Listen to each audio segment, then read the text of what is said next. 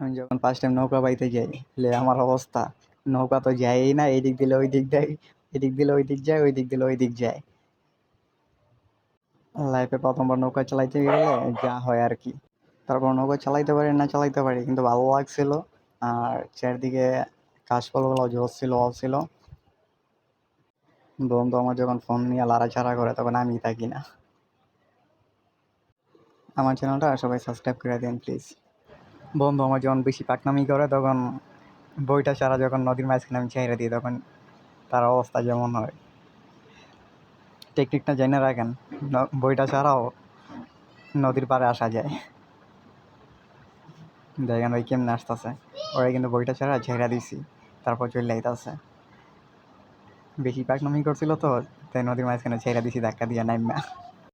Guys ভিডিওটা ভালো লাগলে সাবস্ক্রাইব করে দিবেন, আর ভালো না লাগলেও সাবস্ক্রাইব করে দিবেন।